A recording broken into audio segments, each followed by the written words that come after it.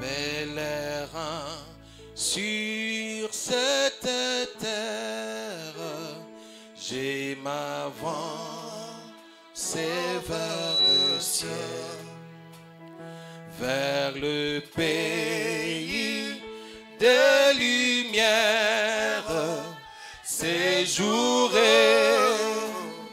éternel. Oh, ici t'es né, mis sans nombre, je me vois environné par route souvent et sombre, mais je suis alléluia.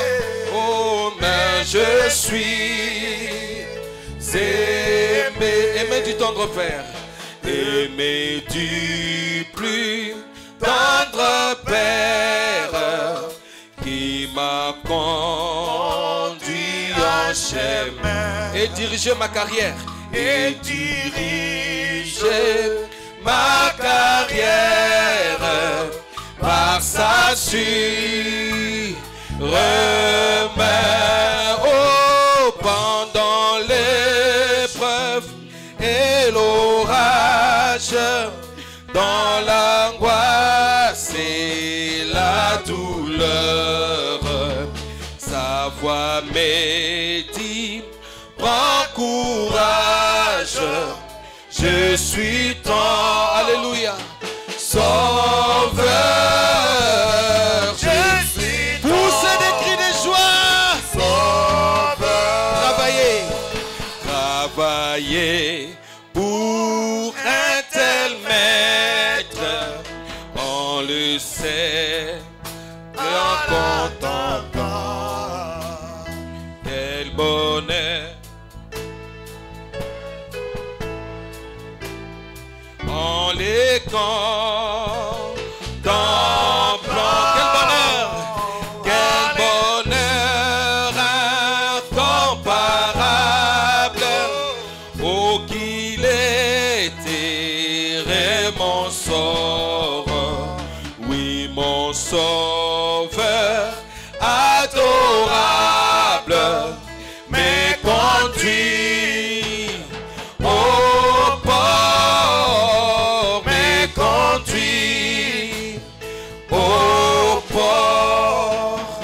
Les ports scellés, doux rivages, où cesser, alléluia, en tous nos pleurs, où de Jésus Christ l'image ravira nos cœurs.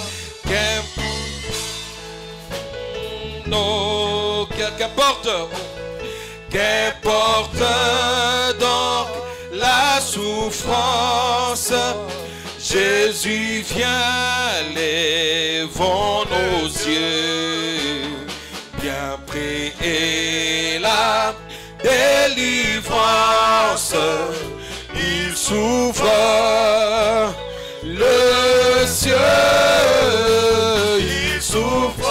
Lève tes mains et parle au Seigneur. Le ciel. Lève tes mains et parle au Seigneur.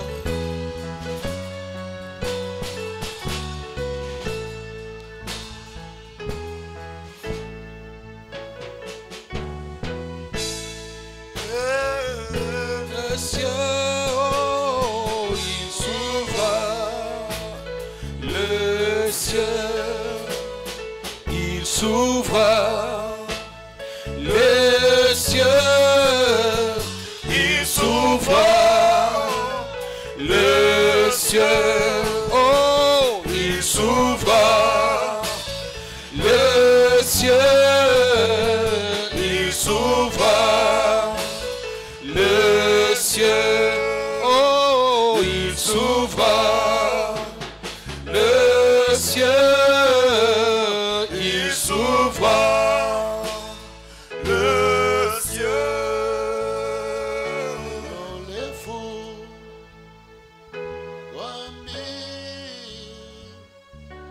les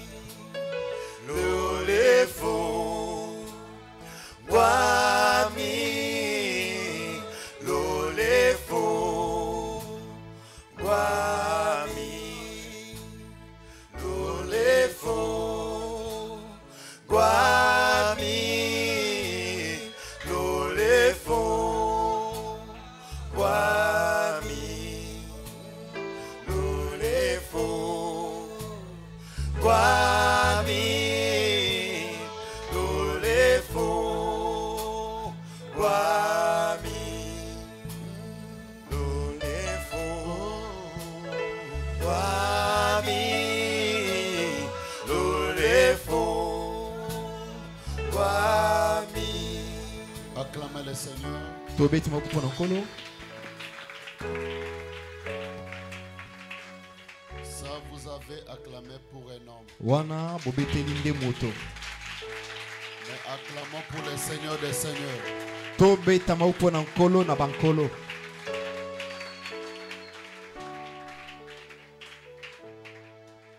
Merci d'être venu.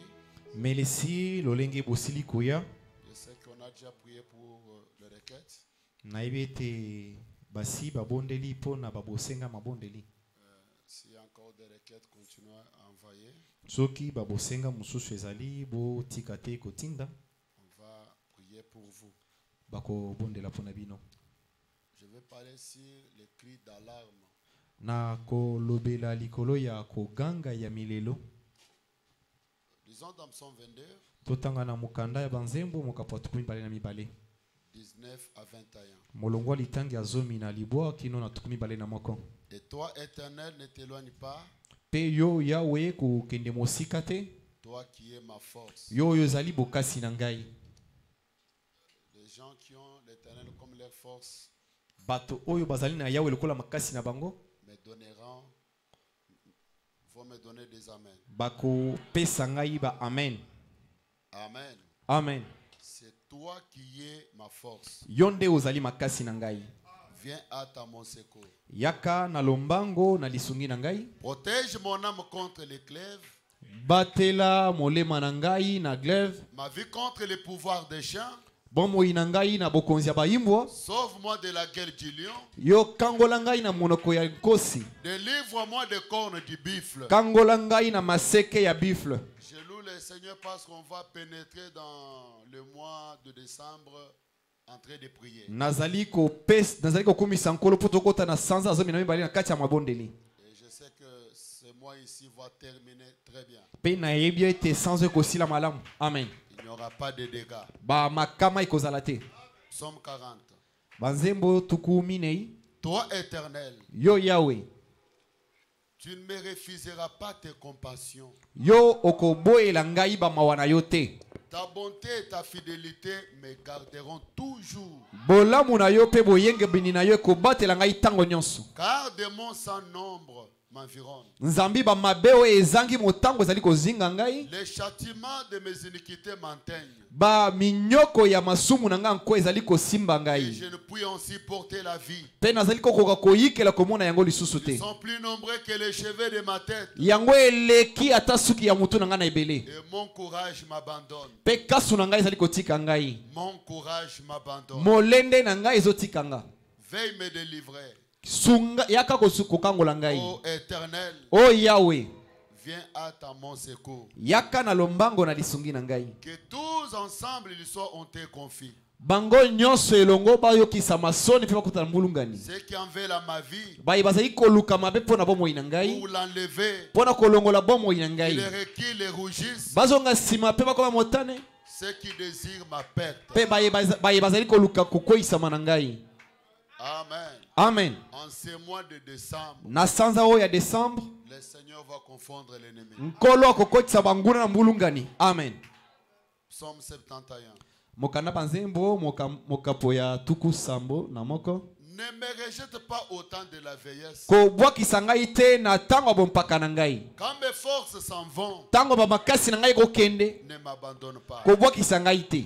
Car mes ennemis parlent de moi. Nzambi banguna na ngai bazali koloba likolo na ngai. Et ceux qui guettent ma vie se concilient entre eux. Pe baye bazali kosenzela bomoi na ngai bazali koloba kati na bango na bango. Disant Dieu l'abandonne. Koloba ete Nzambe azali kobwakisa ye. Et ceux qui guettent ma vie se concilient entre eux, disant que Dieu l'abandonne. Baye bazali kosenzela bomoi na ngai bazali koloba kati na bango ete nkolo abwakisi ye. Poursuivez, Tolanda ye, saisissez-les. tosimba ye. Il n'y a personne pour les délivrer. Moto azali te pona kokangola ye. Oh Dieu, O Nzambe, ne t'éloigne pas de moi, mon Dieu. kokende mosika na ngai te Nzambe na ngai. Viens à ta mon secours. Yaka na lombango na lisungi na ngai. Qu'il soit confit, Bayokisa bakota mulungani. anéanti, Basila, ceux qui en veulent à ma vie. bayo bazali koluka mabe na bomoi na Qu'ils ngai. soient couverts de honte et Baz- d'opprobre. Balatisama na soni. Et ceux qui cherchent ma perte. Baye bazali koluka kobungisama na Et ngai. moi j'espère toujours Pe ngai nazali kolikia tango nyonso. Je te louerai de plus en plus. Nakokumisa yo mbala ebele koleka. Ma bouche publiera ta justice. Monoko na ngai kotatola osembo na yo. Ton salut chaque jour. Lobiko na yo mokolo nyonso. Car j'ignore quels en sont les bornes. Nzambi na yebi te suka nango ezali wapi. Que Dieu bénisse la lecture de sa parole. Nzambe apambola botangi ya liloba na ye. Acclamons très fort pour Tobeti moko makasi pona nkolo. Pour la lecture de la Bible. Pona botangi ya Biblia. Je loue le Seigneur Jésus. Nazali kokumisa nkolo Yesu. Parce que très bientôt je vais entrer en décembre. Pwete kala mingi te azokota na sanza azobi na mibale. Si à l'année où la santé m'a beaucoup tourmenté cette année. Soki eza na mobu oyo nzoto etungisinga makasi ezali mobu oyo. Tel que le Seigneur l'avait révélé depuis le premier jour. Pe nkolo asilaki kozipola yango uta mokolo ya mbula oyo. Après la Sainte Seine, il m'a parlé. Sima ya elambo alobelaki ngai. J'ai vu cela. Pe namoni yango. Malgré tout, le Seigneur a vaincu. Atako bongo nkolo alongi.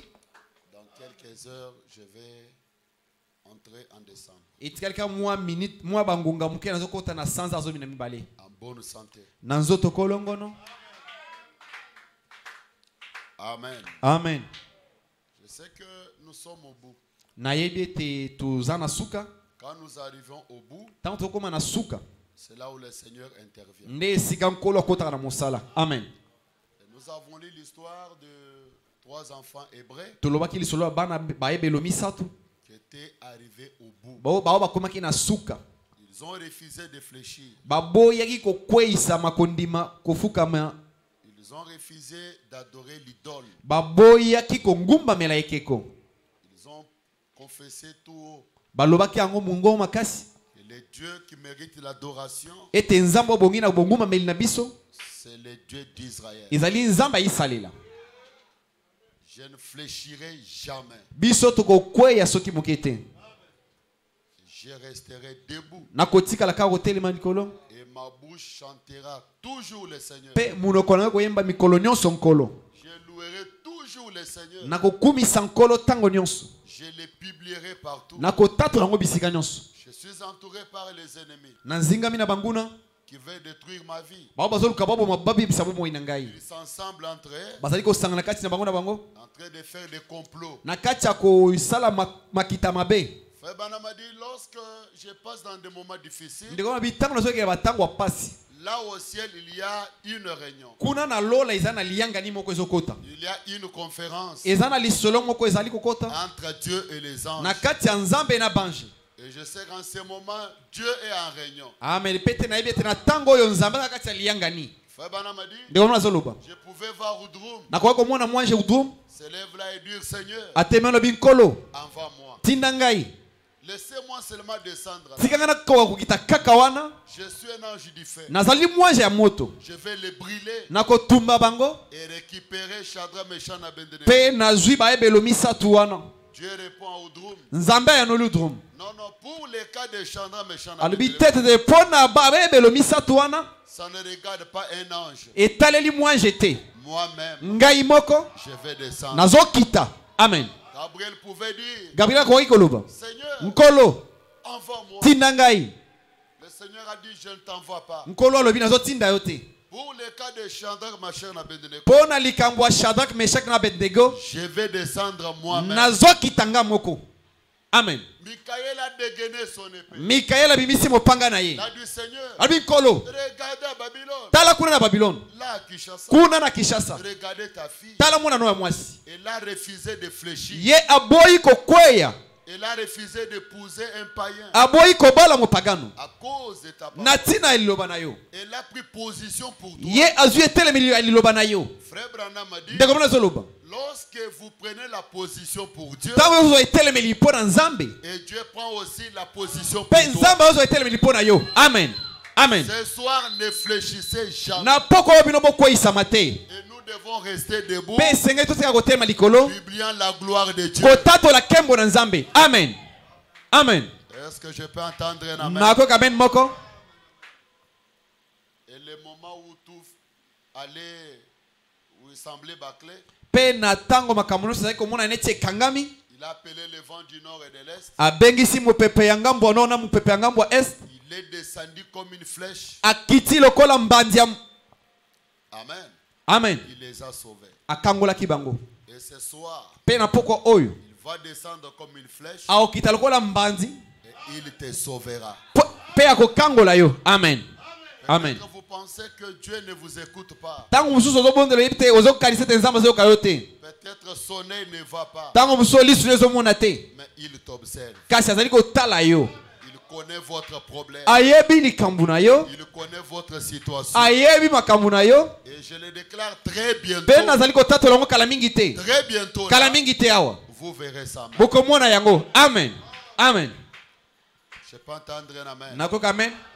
Maintenant, estimons un peu si Shadrach, Meshach et Abednego, Siko tome okanisa nanu soki Shadrach, Meshach na Abednego ils étaient morts dans les faits. bakufaki kati na moto. Est-ce que Dieu allait avoir la gloire? Nzambe akoki kozwa kembo. Qu'est-ce que ces gens-là allaient dire? Bato banga baloba nini? Est-ce que Dieu allait tirer gloire? Nzambe ngazwa kembo na tina likambo wana. Parce que ma honte, c'est aussi ça. Po ete soni na ngai eza pe soni na ye. Amen. Imaginez si Daniel était mangé par les lions. Bokanisa soki Daniel baliaki na bankosi. Est-ce que Dieu allait tirer gloire? Nzambe ngazwa kembo.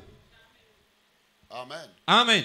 Imaginez si Jean dans l'île de Patmos Bokanisa soki Yohane na esanga Patamo était brûlé azikaki. et il est sorti mort. Pe abimi kuna ebembe akufa. Est-ce que Dieu allait tirer gloire? Est-ce que Nzambe ngazwa kembo? Et Febana m'a dit, Pende komana zoloba. quand l'ennemi t'attrape, Tango munguna azali kozwa yo, il ne joue pas. azali kosakana te.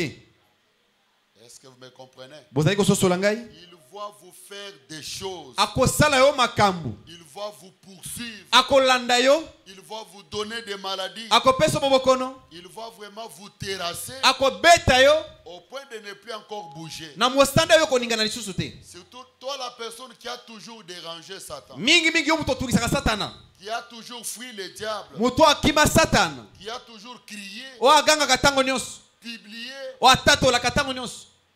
Lorsque Satan t'attrape, Tango satana azali kozwa yo. c'est pourquoi prenez la bonne position. Ndeti na bibozo etelemeli ya malamu. Ne Amen. cédez jamais. Komeka kotika soki mukete. N'ouvrez jamais votre porte Kofongola ekuke na yo te. pour que l'ennemi puisse entrer. Po ete mungula okota. Amen. S'il y a des gens là dehors, entrez à l'intérieur. Soki eza na bande okuna libanda bokota wana kati. Et prenez la bonne position parce que le Seigneur va te visiter. Pe bozwa etelemeli ya malamu po nkolo azoya kobondisa yo awa. Hein? Cherchez-moi Somme 41:6. Ba mokanda banzembo mokapwa tukumine ina moko molongwa litangi ya motoba. Ça, c'est la prière. Wana ezali libondeli. Somme 41:6. Nzembo tukumine ina moko molongwa litangi ya motoba.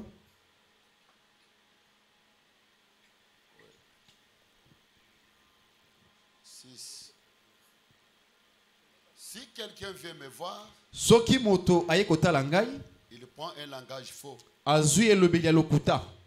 Il est requis de sujet de me dire, Azali kosangisa maloba koloba na ngai, il s'en va, il parle au dehors. akei pe alobi kuna libanda.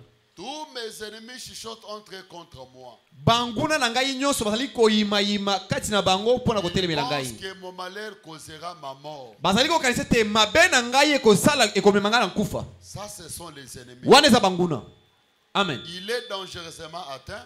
Azwami na lolenge moko ya mabe penza. Le voilà couché. Botala ye wana lali. Il ne se relèvera pas. Akotelema te. Celui-là même avec qui j'étais en paix, Ye wana kutu nazaki na ye na kimia. qui avait ma confiance et qui mangeait mon pain, lève les talons contre moi. Oyo na tielaki motema azaki kolia lipa na ngai ye wana azali kozwa sapatu na ye. Toi, éternel, Yo Yahweh, aie pitié de moi yokela ngai mawa. et rétablis-moi. Pe zongisa ngai. Et je leur rendrai ce qui leur est dit. Pe nakopesa bango ebongi na bango. Je connaîtrai que tu m'aimes Nakoyeba ete yo lingi ngai. si mon ennemi Soki monguna na ngai. ne triomphera pas de moi. Akodondo ate likolo na ngai. Amen. Ça, c'est une causerie entre papa. Wana eza lisolo fils. na kati ya tata na mwana ne ya mobali. Qu'est-ce que le fils dit? Mwana zoloba nini? Comment je peux savoir que tu es mon père? Boni boni ngana koyeba ete yo za tata na ngai. Tandis qu'on me frappe par le kuluna. Nzoka nde bakuluna bazali kobeta ngai. Toi tu passes là-bas. Yo ozoleka wana. Et tu ne fais rien. Pe ozosala eloko te. Imaginez votre papa. Kanisa papa na yo. Chaque enfant sait que dans le monde, la personne la plus forte, c'est son père. Mwana nyonso yebi na mokili moto makasi bingi koleka ezali tata na ye. S'il est menacé Soki abundisami, et il voit son père, amoni tata na koya, tu vois que l'enfant va commencer à se réjouir. omoni ete mwana kobanda osepela. Parce que pour chaque enfant, son père est fort de plus que tous les papas. Po ete pona mwana nyonso tata na za makasi koleka batata nyonso. Maintenant, imaginez. Siko kanisa. Nous avons un père comme le Seigneur Jésus. Tozana tata lokola nkolo Yesu. Il te voit entouré par les ennemis. Amoni ozingami na banguna. Les ennemis te frappent. Banguna bazobeta yo. Et il est là avec les mains croisées. Pe aza wana maboko okanga. Il ne fait rien. Azosala eloko te. Contrôlez votre expérience. Tala malamu mbikela na yo. Peut-être tu n'es pas son fils. Tango biso zali mwana na ete. Peut-être tu es son fils. Tango soza mwana na ye. Mais tu as fait quelque chose de mal. Kasi osali mbeba moko. Il a énervé papa. Oye pesi tata kanda. Et papa a dit non, non. Pe tata lobi te. Je dois d'abord te livrer. Yo esengeli na tika yo nanu. On te frappe d'abord. Babeti yo nanu.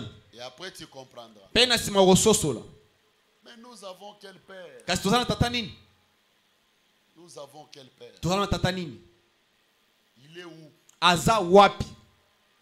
Est-ce qu'il est puissant? Aza peza na nguya? S'il est puissant, Soki eza na nguya. pourquoi il nous a laissé Pona nini atiki biso? être tabassé par l'ennemi? Tobeta maboye na monguna. Ça c'est David. Wana eza Dawidi. Je connaîtrai que tu m'aimes. Nakoyeba ete olingi ngai. Si mon ennemi Soki monguna na ngai ne triomphe pas de moi, adondwi te likolo na ngai. Amen. ça c'est un défi. Oyo ezali mondenge. Comment tu peux savoir que Dieu t'aime Boni okoki koyeba ete Nzambe alingi yo. tandis que tu es toujours dominé, Nzoka ntango nyonso bazali kodonda likolo na yo. tu es toujours frappé. Obetami ntango nyonso. Dans ton corps, tu as plusieurs maladies. Na nzoto oza babokono kilikili. Non, non, peut-être tu as fauché. Te ntango mosusu osali mbeba moko. Contrôlez votre expérience. Tala malamu mbikela na yo. Un véritable papa, Tata malamu ya malonga. peu importe ce que son enfant, Ata konini mwana ne asali, il le défend toujours. ye alongisaka ye kaka. Amen. Et nous avons un bon père. Pe tozali na tata malamu. Amen. Je le confirme encore, nous avons un bon père. Amen. Nazali kotatola mosusu tozali na tata malamu. Un père qui nous aime. Tata alingi biso. Amen. Amen. Amen. S'il nous laisse, Soki azotika biso, alors l'ennemi va tirer gloire. na boye monguna nde kozwa kembo. Ils vont se réjouir. Bakosepela. Ils vont fêter. Bakosala nkeke. Quand un enfant de Dieu tombe Ntango mwana Nzambe azokweya dans les mains du diable, na maboko aza bolo, dans leur camp, ils font des fêtes. na molako na bango bazosala bankeke. Imaginez Samson, Bokanisa Samsona. un puissant, Moto moko nguya. un héros, Engambe. tombé. Akwei. Et la première des choses qu'ils ont fait, Pe eloko ya yango bango basalaki. ils ont troué la vision. Babomi miso na ye. Tu vas toujours commencer à voir les mauvais côtés. Okobanda komona tango suka babakambo mabe. Et le diable va commencer à vous montrer les mal des autres. Pe satana banota so mabe ya batu mususu. Sache que l'ennemi t'a troué les yeux. Yeba yete monguna toboli yo miso. Amen. Il va fermer tes oreilles Akokanga matoi na yo au conseil de ton pasteur, na batoli ya mokengeli na yo. au conseil biblique, Na batoli ya Biblia. au conseil du prophète. Na batoli ya mosakoli. Sache que les yeux ont été troués. Yeba yete miso esili kotobokam. Samsona. On a troué les yeux. Batoboli ya miso. Il est devenu le jouet. Akomi eloko kosakana nango. Quelle fête! Esengo ni wana. Fêtant parce que le Dieu d'accord a emporté la victoire sur un serviteur de Dieu. Kosepela po ete Nzambe adagona azwi elonga na mosali na Nzambe. Quand on a attrapé Jean-Baptiste, Tango bazwi Yohane Mobatisi. on a coupé Bakati mutu. la tête de Jean-Baptiste. Mutu ya Yohane Mobatisi. Tu vois, ça c'est la tête de Jean-Baptiste. Omoni o mutu ya Yohane Mobatisi. Quand l'ennemi t'attrape, Tango munguna zozwa yo, il ne joue pas. azo sakana te. Amen. Est-ce que je peux entendre un amen? Nakoyoka amen. Je peux recevoir un amen. Nakoyamba amen moko. Il ne joue pas. Ako sakana te.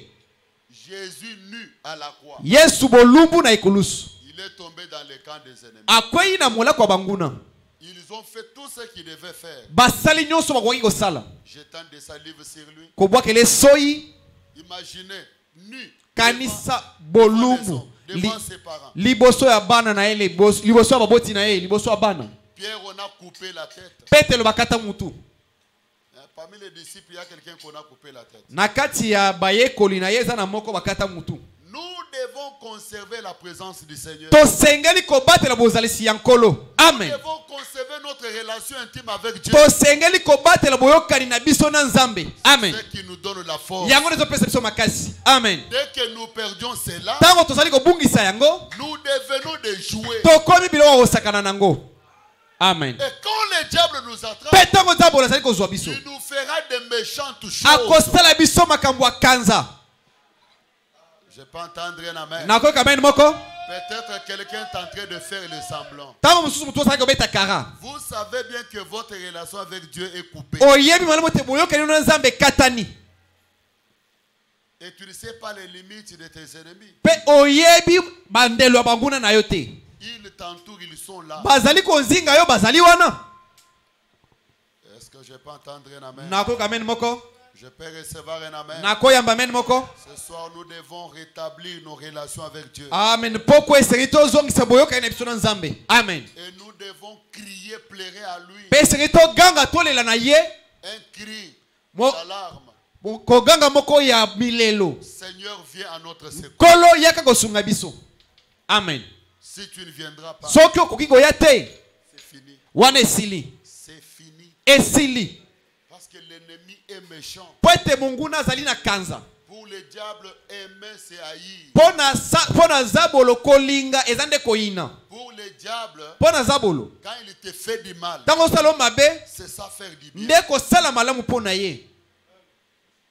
Ce soir, nous devons crier à Dieu, Poko esili toganga epa na Nzambe, demandant qu'il vienne à notre secours. kosenga ye na lisungi na biso. Amen. Nous sommes entourés. Tozingami. S'il ne viendra pas, Soki akoya te, on va nous tuer. bakoboma biso. S'il ne viendra pas, Soki akoya te, ça sera autre chose. ekozala nde likambo mosusu. Je suis entre les griffes du lion, Naza na kati ya manzaka nkosi, les griffes des chiens, manzaka ya bambwa, les loups sauvages. bayimbwa zamba, Il doit venir à la hâte. esengeli ya na lombango. Amen. Mon cas demande Likambo na ngai ezali kosenga ya na lombango. hein? Mon cas demande l'urgence. Likambo na ngai ezosenga ya na lombango. Il doit venir à la hâte. Esengeli ya na lombango na kowelisa. Je suis déjà au bout de mon souffle. Nakomi na suka pema na ngai. Amen. Je suis fatigué. Nalembi. Il doit venir à la hâte. Esengeli ya na lombango. Est-ce que vous êtes avec moi? Bino boza longo na ngai. Est-ce que quelqu'un a un cas ici? Moto boza na likambo awa. Levez les mains, j'aimerais vous voir. Tombola loboko na ngina mona bino. Ok, je pense que chacun de nous a un cas. Iyo na ndimisi mete moko na moko na biso na likambo. Et chacun de nous a un problème. Pe moko na moko na biso na kokoso. Et nous avons besoin de son aide. Pe toza na bosenga lisungi na ye. Amen. Il doit nous aider. Esengeli sunga biso. Amen. Mais maintenant, pas obéir à la voix de l'ange. Ndeko na zali koloba na lite oyo kotosa na mongongo wa mwanje. Au paragraphe 1. Na eteni na molongo ya liboso. Il dit beaucoup parmi vous sont dans les besoins. Abi mingi kati na bazala kati ya babosenga. Je suis ici pour essayer de faire tout ce que je peux pour vous. Nazwamia pona komeka kosala nyonso lokoki kosala pona bino. En priant pour vous, Na kobondela pona bino. personne ne peut vous guérir, Moto moko te koki kobikisa bino. excepté Dieu. Kolongola Nzambe. Il est le seul qui peut vous aider. Amen. Aza se moko akoki kosunga bino. Amen. Il est le seul qui peut aider l'ange et la tabernacle. Amen. Aza se moko akoki kosunga mwese na esika bongombo. Dans la prédication, l'attitude de qui est Dieu. Na lite ya lolenge ya oyo Nzambe azali. Au point 53. Na eteni tukumi tano na misatu. Il dit, je ne sais pas trop pourquoi j'ai un sentiment étrange ce soir. Alobi na yebi te pona nini nazali penza na posa moko ya kokesena na pokwa oyo. Je demande à Dieu ce soir. Nazo senga na Nzambe na pokwa oyo. Je vais vous dire ce que j'ai fait. Nako yebisa bino oyo ngai nasali. Je lui ai demandé, Na sengi ye. quand je suis arrivé ici, Tango na komi awa. que ceci soit la soirée où la maladie quittera les gens. Amen. Ete oyo ezala pokwa oyo babokone kolongwa banzoto ya bato. Partout, ça a commencé un peu hier soir. Bisika nyonso ebandaki lobi kuna na pokwa. Il y avait qui étaient dans les besoins, Ezalaki na moko oyo azalaki na bosenga. qui se sont levés et sont quittés ce bâtiment rétabli. Oyo batelemaki kasi balongwaki na esika oyo bazongisami na bokasi na bango. Ce soir, ça pourrait être à 100%, voyez. Amen. Na pokwa ekoki kozala lokamba likolo ya mokama. Traitant avec une personne à la fois. Kosala na moto nyonso na mbala moko. Avec ses cartes de prière, na balokasa oyo ya mabondeli je dois en prendre une seule à la fois. esengeli nazwa moto moko na mbala moko. Et le voici apparaître pour les différentes maladies. Amen. Kasi botala ye wana komonisa mpona baboko na lolenge nyonso. Cela ne fait que révéler ce qui cloche chez la personne. Yango ezotalisa kaka ezali kosala oyo ezali kotungisa mutu. Mais c'est la foi en Dieu qui nous guérit. Amen. Kasi ezali kondima kati na Nzambe ezali kobikisa biso. Pas Amen. la foi dans un homme. Ezali kondima kati na moto te.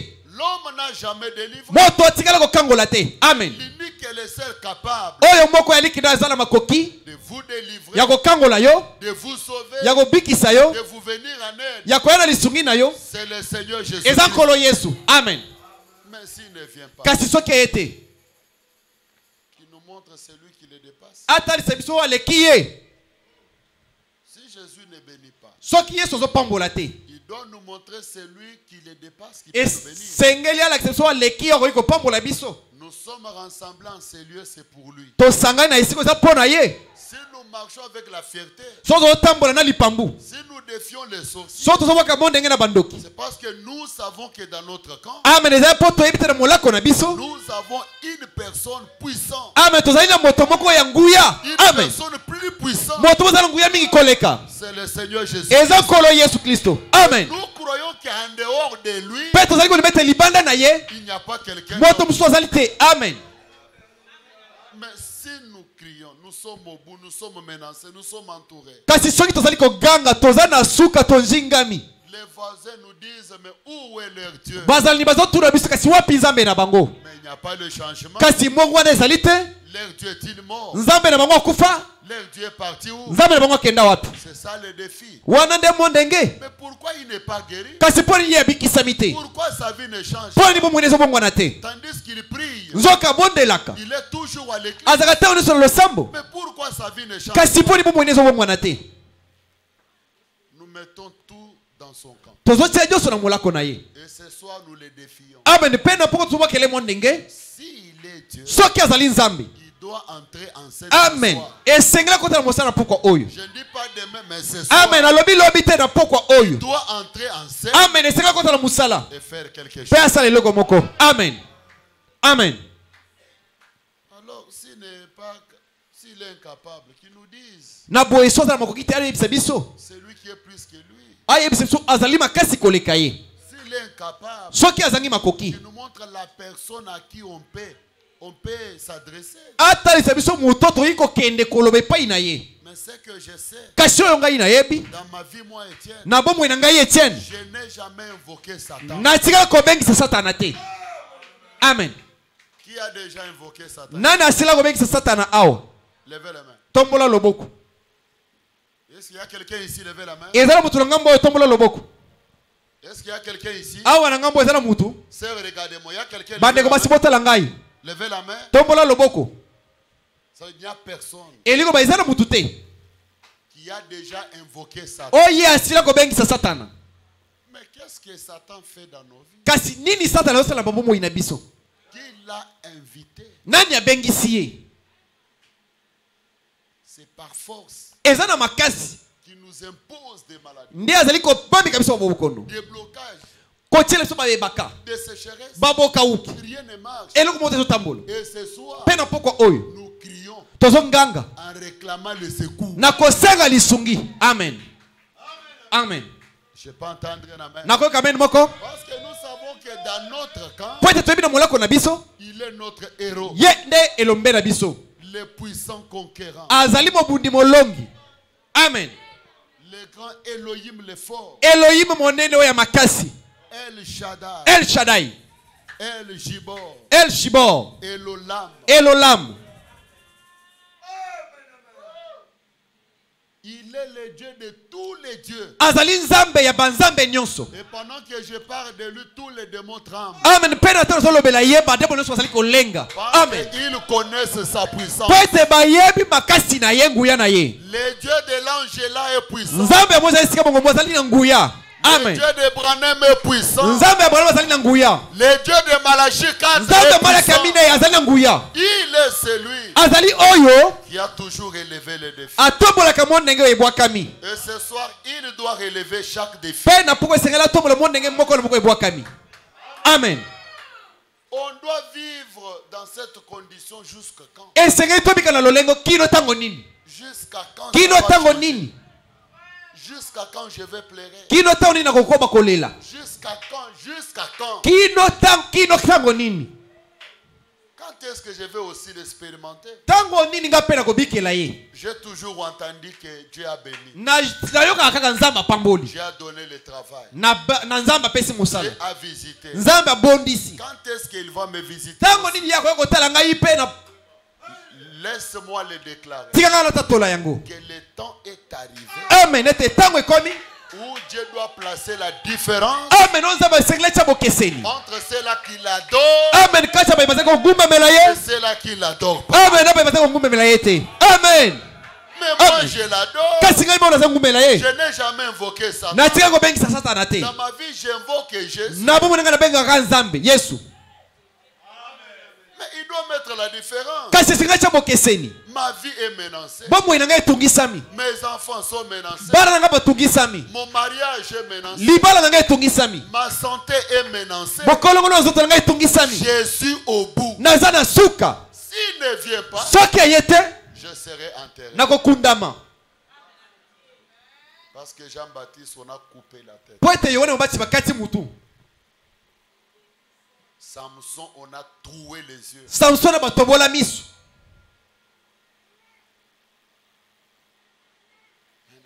Il veut que ma vie finisse comme ça. Alingi bomo na ngai sila kaka boye. Et je peux me représenter qui là, Jean-Baptiste. Pe nakoki komitalisa nanu Yohane mobatisi. Pendant qu'on lui coupait la tête, il Wana ne riait bazokata pas. ye mutu. C'est ce que Dieu veut. Abi oyo boye nde nzambe alingi. Qu'est-ce qu'il entend? Il ne m'écoute pas. Nini azali kozela? Azozela nini? Azokanga te. Je ne suis pas son fils. Naza mwana na ye te. Je ne suis pas son enfant. Naza mwana na ye te. Pourquoi Pona nini? il ne m'exauce pas? Azali koyanola ngai te. Il veut quoi? Alingi nini? C'est quoi sa volonté? Eza nini mokano na ye? Amen.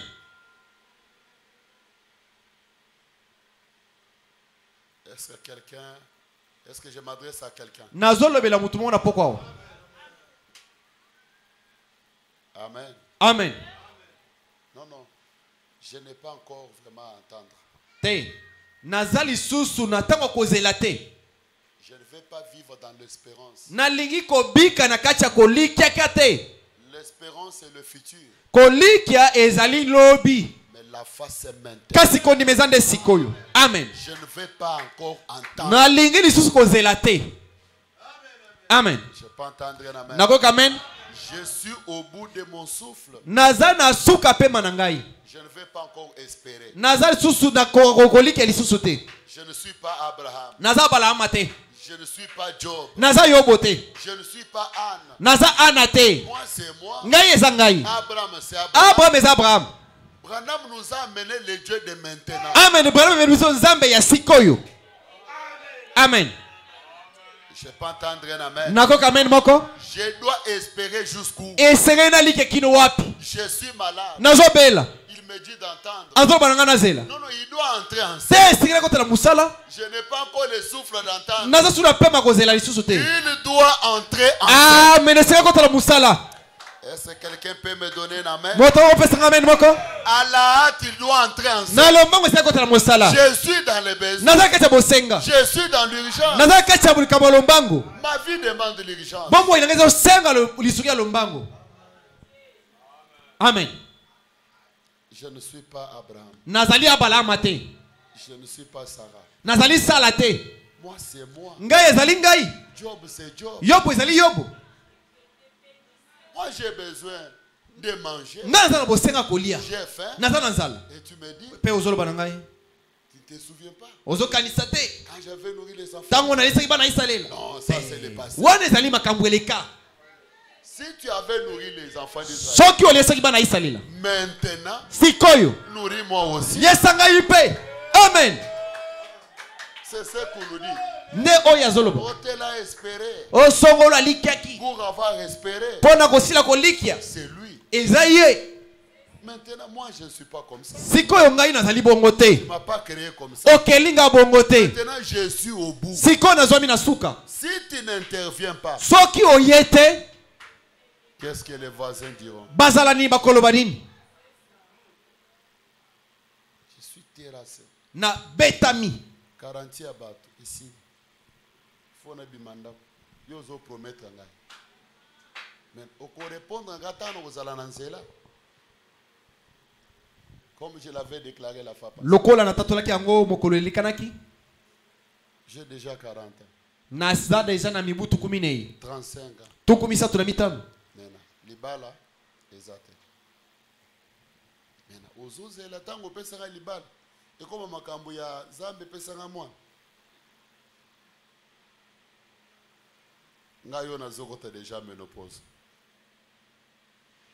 Tango libala ekoya sikoto bana koloba makambo asala. S'il y a les moments où j'ai besoin d'être béni, c'est maintenant. soki eza na ntango naza na bosenga opambwama ezali nde sikoyo Je peux entendre un amen. nakoyoka amen moko Si le moment où j'ai besoin de la guérison, c'est maintenant. soki eza na ntango eza bosenga lobiko eza nde sikoyo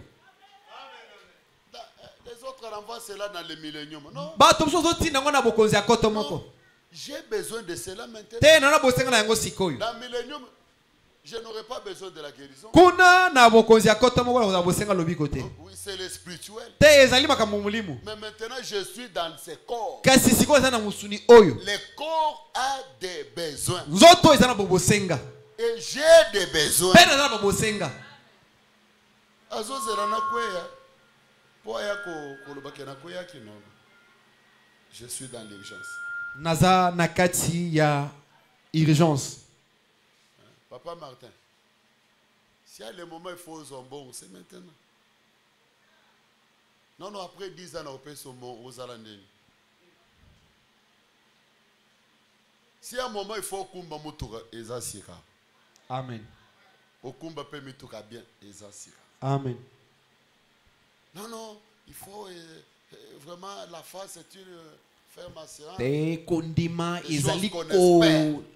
kondimisama oyo elenda ya makambo ezali kolikya Non, te je n'ai pas espéré. nazali lisusu na ntango ya kolikya te La foi kondima c'est maintenant. eza nde sikoyo amen Je peux entendre un amen. nakoka amen moko La foi c'est maintenant. kondima eza nde sikoyo C'est la possession. ezali nde kozimba eloko Jésus est mort à la croix. yesu akufi na ekulusu Il a tout payé. ye afutaki nyonso Abraham il a espéré. abalama alikiaki Mais moi je ne suis pas Abraham. kasi ngai naza abalama te Et je l'avais déclaré la fois passée que je ne suis pas même le fils de la promesse.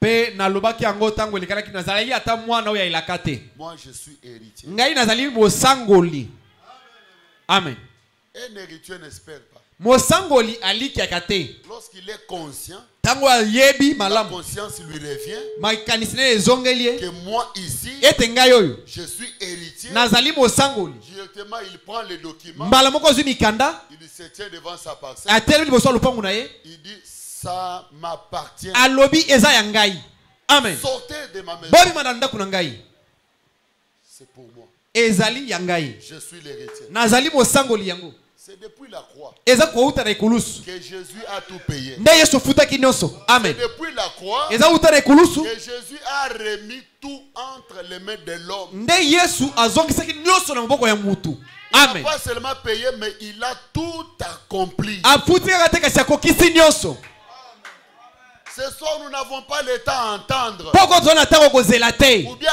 espérer to ya kolikya entrer dans la possession kota na kosimba et entrer là-bas. mpe kota kuna Prenez ce qui est à zwa oyo ezali ya yo amen Je peux entendre un amen. nakoyoka amen moko Je peux recevoir un amen. nakoyamba amen moko Je dis ce soir, nazoloba na pokwa oyo entrez là-bas, kokota kuna prends votre mariage, zwa oyo libala na yo prends votre travail, zwa mosala na yo prends votre richesse, zwa bozwi na yo prends la bonne santé. zwa bokolongono ya nzoto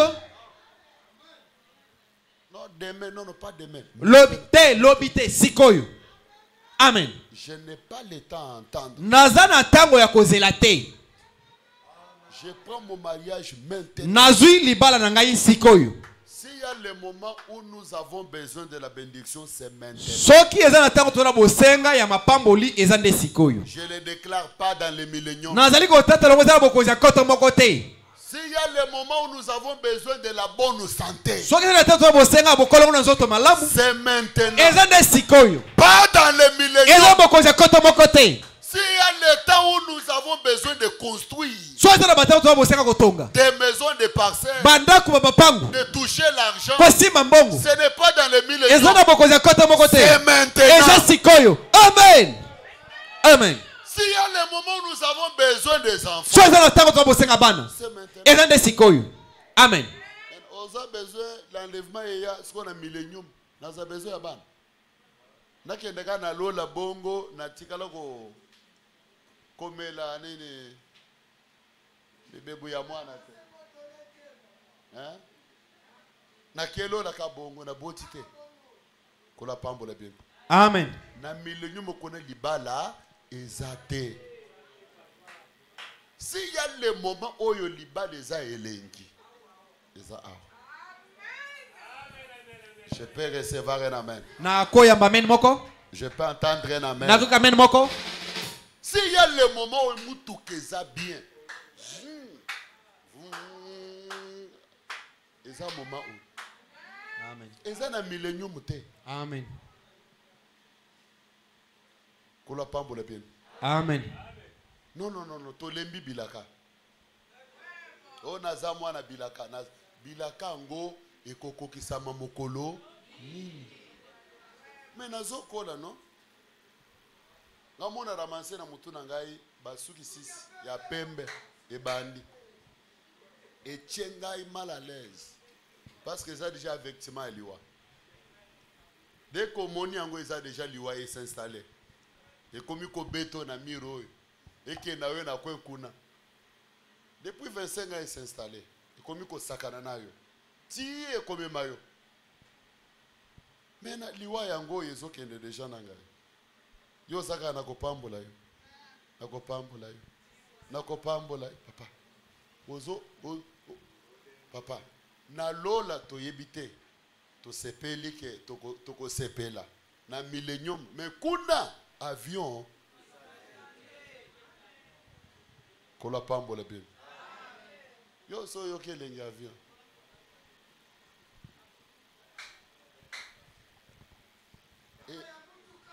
Erengi ya avion koyebinenge ezalaka non na pokwa lelo totelema na mabondeli. Amen. Mais ozomona moto aza na ba problème otali bo olobi ke so nzamba intervenir na vie na ete lobi azokufa mais moto anaza kijamfuka azoya pe monene mabundi tout ça azomona ngo normal moto azolala na ndako ya ba mingele ndaku moko oko omituni me banyama ou bien matene balalaka. Mais vous les voyez à l'aise? Non. Dieu doit marquer la différence. Est-ce que l'oko moko ezokota? Amen. Et l'oko moko ezokota? Amen. Fait banama dit. Les chrétiens, ce sont des personnes qui doivent vivre très bien. Amen. Ça, ce n'est pas une vie. Ce soir, je dois vous révolter. Ça, ce n'est pas une vie. Nakosimba kisite. Amen. Nakokota ndaku ya nganga te na bike oyo aleki banganga. Amen. Yende nazo simba sala nini apambola ngai. Amen. Alors, ce qui a zali makasa kopambola ngai, alors ala kisebiso oyo aleki ye apambola biso. Mais na oyo ngai na yebi muntu aleki ye azate. Yenda zana makasi ya suka. Amen. Na liloba ya suka. Ya moto zolelela ye. To kolela ti kan. Ti ba paye ba komi ko rekse biso misapi. Tala bango ba chrétien. Banto a milelu, ba Patrice, ba Matou Samuel bango. O kolela ti. Quand est-ce que tu chanteras un cantique nouveau? Tango niyo koyemba loembo asika. Zembo ya kalawa ne kosile na monoko na yo mokolo nini? Nabala non papa. Libala nandimi keza elengi. Bo babalite bolela. Na lola libala ekozala te. Molimo santo eza molimo santo. Mais libala pe eza bien. Kolo pambola bien. Amen. Molimo monsanto eleki nyonso. Likolo ya mbongo. Mais mbongo pe eza bien. Kozanga mbongo. Oza lokola moto okufi ndambo. Okosumuka pamba pamba. Qui t'a dit que mon tombongo nde akeli felo? Tandis que Frère Branham dit dans cet âge, Dieu baptise même des millionnaires avec le véritable baptême du Saint-Esprit. Na eleko oyo nzamba ziko pesa molimo santo tana ba millionnaire. Mais ça la paix parmi ba millionnaires nzamba ko pesa molimo santo ya solo. Amen. Lokolo zana espoir te oyebi oyo ndimelite yango saka bato babola bakweli felo bato babola wana te omoniza papa. Non, le Dieu de William Branham n'est pas comme ça. Te nzamba unyama no bonama sali bongo te. Kola pambola bien. Amen. Na pokwa lelo tozo simba ye. Amen. Tokotika yete. Toza obu. Chaque maladie tue. Eza la mot de tête. Eza la nini. Mais yo zo mona maladie wana ekotika yo. Ekolia o muke. Ti ekomemo na liwa. Soki nzamba intervenir te. C'est pourquoi ce soir il doit venir à la hâte. Ndetina pena poko esengaya na lombango. Il doit intervenir. Esengeli akota na mosala. Il entend que je sois avec. Azozela na kufa misu. Pour me donner l'argent. Po opesa na misolo. Il entend mini non solo po na zo abe pesa na musuni. Na kolia na nini? Makolo ese lembi na kokumba ndengeni. Kola pambola bien. Amen. Il doit entrer à la hâte. Esengeli akota na lombango. C'est un cri d'alarme. Ezali ko ganga ya milelo. S'il ne vient pas, soki ayete, ça sera trop tard pour moi. Eko zala tango esele kani pona ngai. Ça sera trop tard pour toi. Eko zala tango esele kani pona yo. Ce soir, il doit entrer en scène. Pourquoi oui esengeli akota na mosala? Est-ce qu'on peut se tenir debout? Toyi kotelema likolo. Il n'y a que lui. Frère Branham ne dit pas quelqu'un d'autre. Ezaka kaende ko bama lobi mutu mususu te. Il n'y a que lui Kakaye qui peut nous bénir. nde akoki kopambola biso. Il n'y a que lui qui peut nous guérir. Ezaka kayende akobikisa biso. Il n'y a que lui qui peut nous secourir. Ezaka kayende akoki kosunga biso. Je suis au bout. Nazwami na suka. Je suis rejeté dans la famille. Nabwakisami na libota. Je n'ai pas l'importance. Nazali na tina te. Je suis vraiment inconsidéré. Batiaka ngaka te. Il n'y a personne qui peut penser à moi. Ezana mutu akoki kotikanisa na ngai. Et ma vie n'a pas de sens. Pe bomo ina ngai eza na lolenge te. Mais il n'y a que lui Kasi eza bobele ye. qui peut donner le bon sens à ma vie. Ndi akopesa lolenge malamu na mungu ina ngai. Est-ce qu'on peut se tenir debout? To koki kotelema likolo. Dieu doit entrer dans ma vie à la hâte. Amen. Nzambe esenga kotala bomo ina na lombango. Il doit me secourir à la hâte. Esengela songa na lombango. Mon cas demande l'urgence. Likambo na ngai esengi lisungi ya lombango. À cause de la terre. Naboye makambo koumela. Makambo bilaka ce soir. Pourquoi oyo? Chacun doit entrer là. Moko na moko esengela kotawana. Et entrer dans sa possession. Akoti na oyo ezali ya ye. Et récupérer ce qui lui appartient. Pe kozwa oyo ezali ya ye. Et quelqu'un doit prier comme il n'a jamais prié auparavant. Pe moto mo esengela bonde lolenga tikala ko bonde la te. La prière change les choses. Libonde li ebongo la kamakambu. Frère Branham a dit, cela n'amène pas Dieu vers vous. Ndewa bi uyango ememaka nzambe pa na yo te. Mais ça va vous élever vers Dieu. Amen. Kasi ko tombola yo kino epai na nzambe.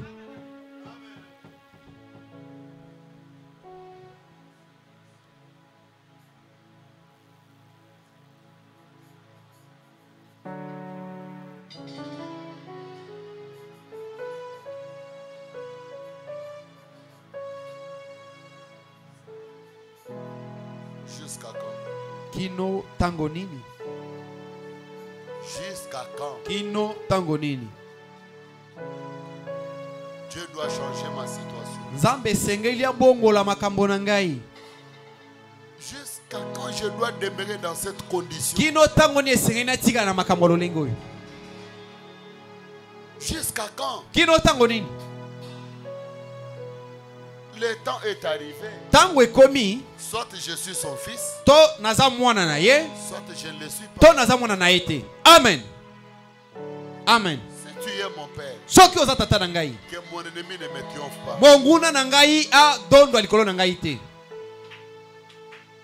Je les rendrai ce qu'il leur a dit. Nako pesa epa na bango oyo epesameli bango. Je connaîtrai que toi tu m'aimes. Nako yeba ete yo olingi ngai. Est-ce que Jésus t'aime? Nzambe alingi, Yesu alingi yo. S'il t'aime, pourquoi il t'a laissé dans cette condition? Soki alingi yo po neti yo na lolenge wana. Non, ce soir comme Jacob. Te na poko lokola Yakobo, Saisissez-les. simba ye S'il parole. na maloba na ye. Je ne te laisse pas. Nazotika yo te. Je ne t'abandonne pas. Nazotika yo te. Je ne te quitte pas. Nazolongwa yo te. Jusqu'à ce que Kino tango oyo tu me bénisses. yo kopambola ngai.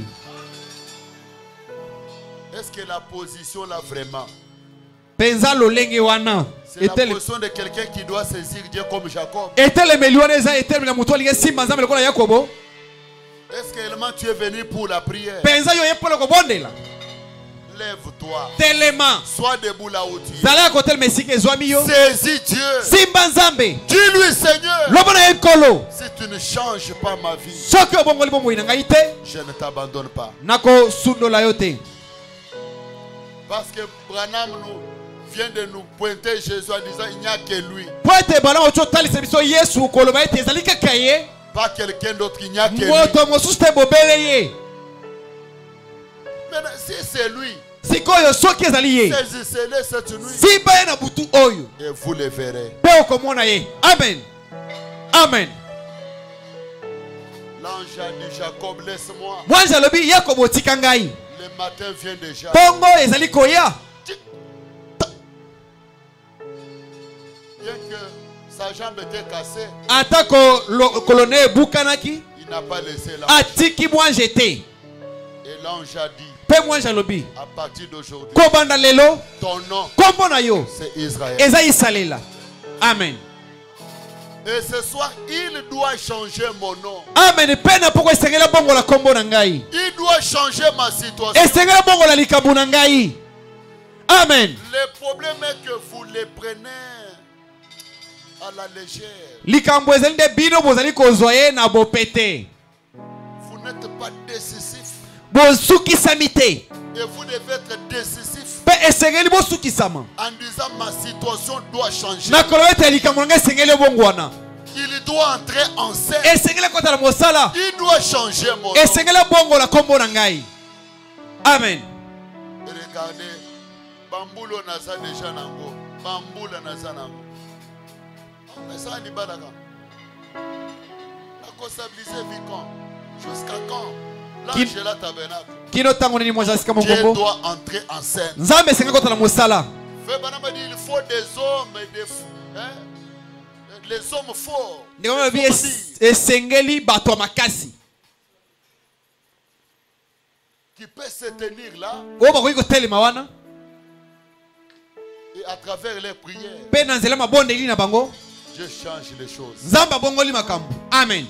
Est-ce qu'il y a des Amram ici et des Jacob? Eza na ba Jokebed awa na ba Abraham. S'ils sont là, levez les mains. Soki bazwami na botombola maboko. Ce soir, on doit être décisif. Foko oyo esengeli tosukisama. Amen. Est-ce que le Dieu de Branham est-il mort? Nzambe Abraham akufa.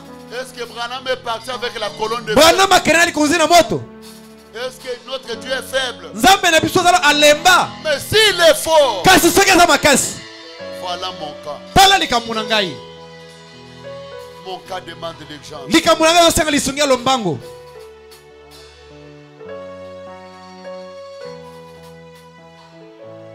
Lève tout simplement ta main. Tombola kaka loboko na yo. La chair est là. E tumbelo yango yo. Ayez l'habitude de prier à la chair. Nzala na momesana kobondela awa na etumbelo. Surtout en ce jour, le Seigneur a fait descendre la piscine de guérison. Mingi mingi na mokolo bikolo yo nkolo akitisi liziba ya lobiko awa. La piscine de solution. Liziba ya biyano ezali awa. Si tu ne prendras pas au sérieux de votre vie, soki okozwa mutu na eyongi te ne pensez pas que quelqu'un d'autre kokanisa te mutu mosusu peut vous aimer de plus que vous. akoki kolinga yo koleka ndenge moko komilinga Même pas votre mari. ata mobali na yo te. Oui. Iyo Il faut t'accompagner jusqu'à la tombe au terre. Il rentre après 2 ans, une année. akokende koti okido na lilita bakundi yo okufi bakundi yo nsima mibu mibale abali mwasi mosusu. Mais s'il y a le moment de prendre les choses au sérieux, c'est maintenant. Kasi soza na ntango kozwa makambo na eyongi eza nde sikoyo. Demandez d'abord que Dieu intervienne dans votre problème. Sengana nunkolo akota na likambo na yo. Amen. Amen. Soki omoko osufi na yo au sérieux te, nani akozwa yango au sérieux? Eka kosambela olali. Non, pasteur azosambela, pasteur aza mutu. Bavase baza bato.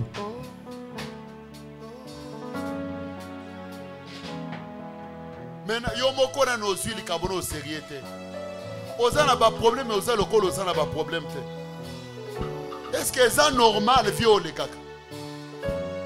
Âge na yo wana na ndako ya ba parents. L'unique personne qui peut vous aider, c'est le Seigneur Jésus. Moto se moko aleki na weko sunga bino ezali nkolo Yesu. Omonateke mutu abele liboma. Bakangi lelo, bakangi lo, bakangi basine. Après une semaine, basondolier. Batike na nzela.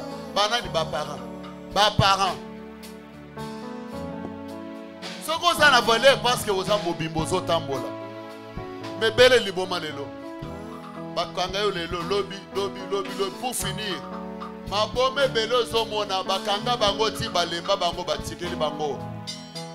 Bokende. Basalele matanga te.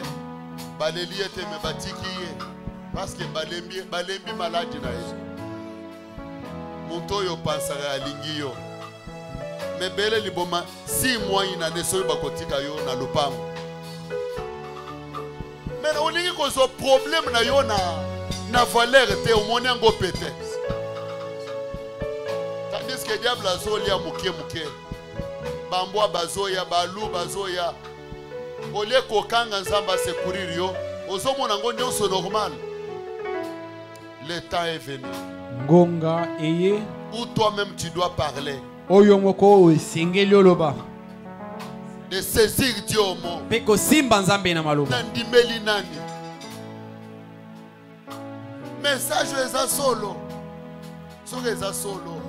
On doit défier le message cette nuit. Esengeli to bwakela mondenge na sango na butu oyo. On doit défier la nuée de gloire. Esengeli to boka mondenge na lipata na kembo. On doit défier la colonne de feu. Esengeli to boka mondenge na likozi na moto. Si elle est vraie. Soki eza ya solo. Kaka mo etikali moko oyo. Eloko moko esala mananda kuna ngai. Kaka mo etikali moko. Eloko moko eleka na vi na ngai. Tondimeli nzambe ya bikeko. Est-ce que tondimeli nzambe ya solo? Mbongo oyo akopesa ngai. Nakosalele yango. Kosombele lopango tongela ye. Eza mabe. Ou bien moko monyango mabe. Ça dit zamba zoka kanda tango somona na bana. Non. Ce soir, Na pokwa oyo. toboya makambo ya lobby. Maintenant, Sikoyo. Dieu doit changer mon nom. Nzambe esengela bongo la kombo na ngai. Amen. L'ange a dit à Jacob, lobby na soya, il a dit non. C'est maintenant, Mwanje alobi sikoyo. pas demain. Lobi te. Seigneur, c'est le moment. Seigneur, c'est le moment. Seigneur, c'est le moment. De me bénir. Lève la main. Tombola loboko. Seigneur, c'est le moment. Seigneur, c'est le moment. De me bénir. Seigneur, c'est l'année. Seigneur, c'est l'année. Seigneur, c'est l'année de me bénir. yo na liko yoka yo zo yemba. C'est l'année, c'est le mois. Oh.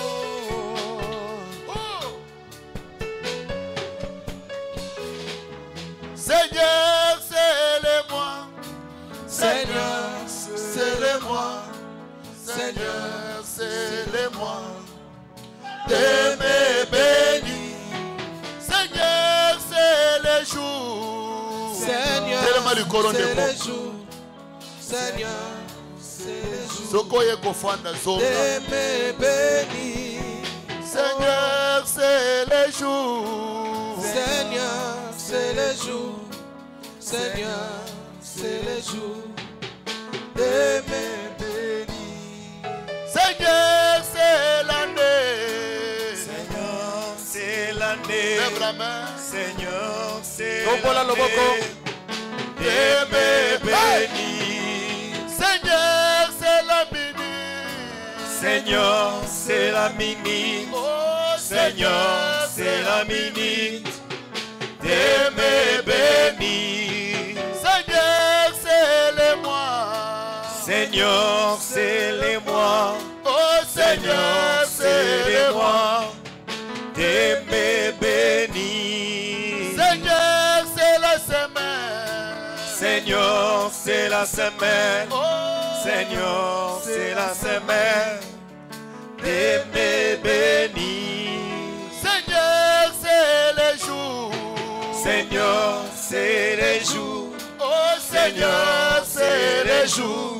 Oh, De me bénir. Seigneur, c'est le jour. Seigneur, c'est les jours. Oh, Seigneur, c'est les jours.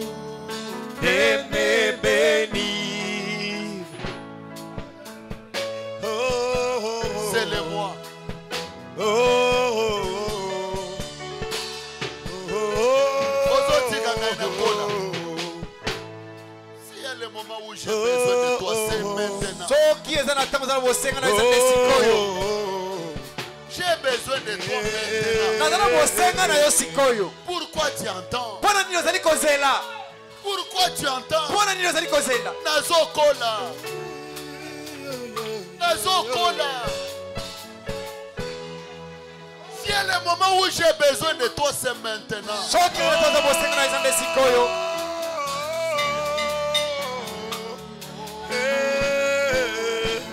C'est kobeta munoko te tombola maboko mibale likolo.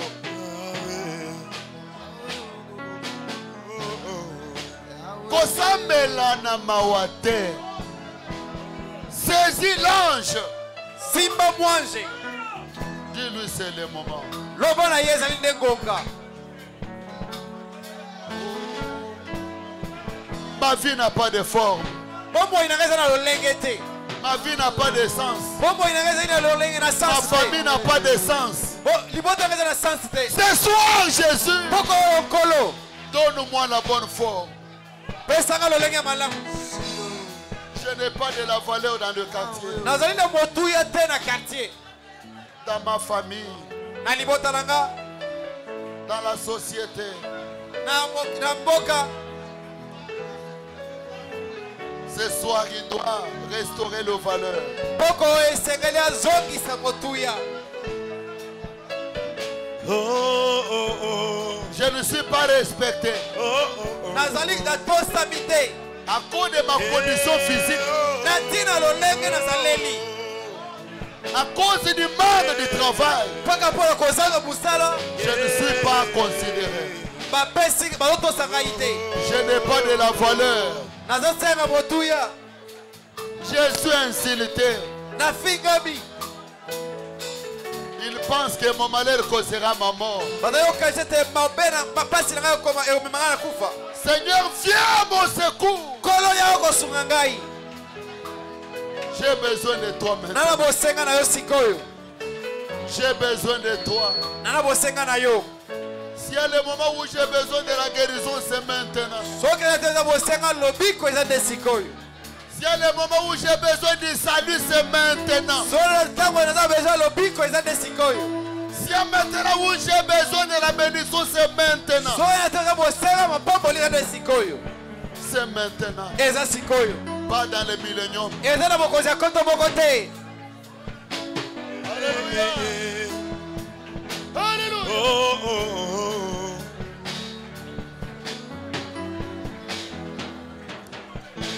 C'est l'année. Seigneur, c'est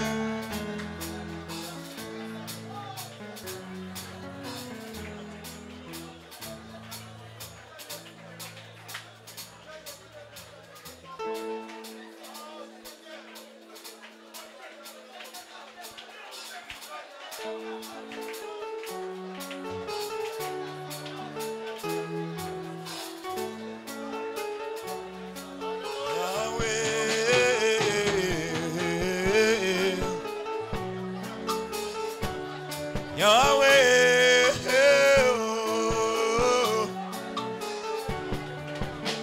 Molimo nanga ebongama kasi nzoto ekokoka te pona bolembu sunganga Yahweh kosalela yo na kosenga lisungi na yo pete satana munguna nanga atiki ngai te soki petelo moninga na yo ya motema e afandaki elongo na yo pe ayebaki bonzambe na yo bikamwa na yo na bomoi na ye na ntango moke ya wangani yo oyo somo yango nakosenga kolo sunganga Yahweh nandimela ayo natosase eyo nabomoi nanga sunganga Yahweh nayokela ayo naloba ame naliloba nayo Hallelujah.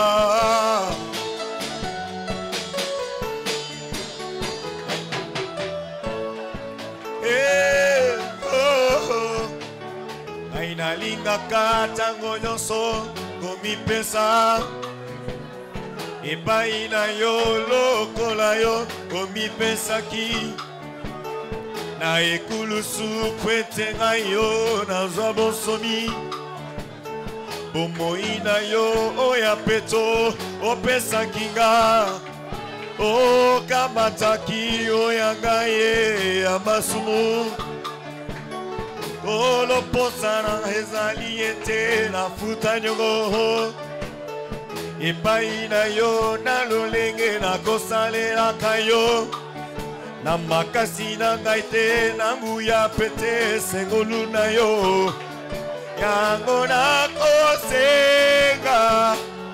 kolo sunganga Yahweh nandimela ayo natosase eyo maliloba nayo Hallelujah. Yesu sunganga Yahweh nayokela ayo naloba ame naliloba nayo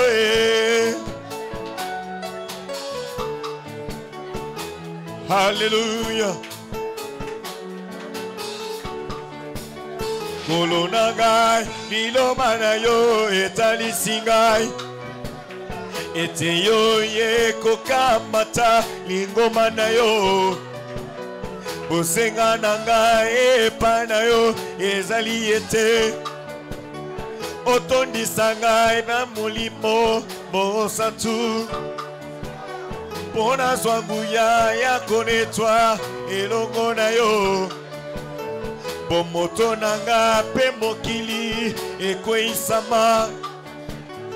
Hallelujah. Sunganga ya hawe na yokela hayo sambenaga na tosase heyo sambe abomo inanga. Sunganga ya hawe na yokela hayo sambe na loba ame na liloba nayo Yahweh Yahweh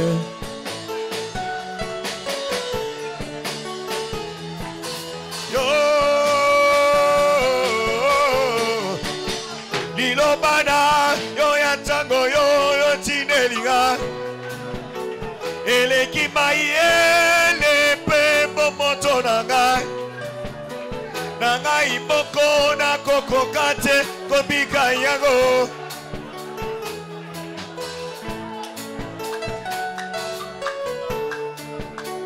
Eyano nanga epana yolo kona petelo epaina nani mosusu ngana kokende maloba ya mamo yango nezali na yokolo yango ngana ye komi bwaka se epai na yo yambanga zamenanga Yesu kolonanga Yahweh hallelujah Zambe bolembuya motema nanga yo yebi yango nazali na Zambe mosusu te kaka yo osalelaka bayeba lemba kolo Yesu ye yo silisa mayele ya bato makasi ye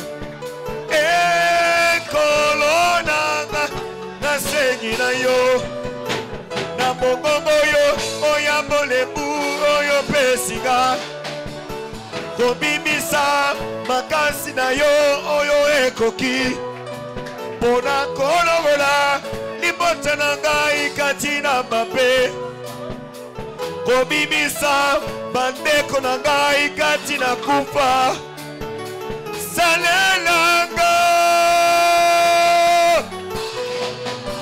Zambenanga yokela ngai Zambenanga Yahweh Yahweh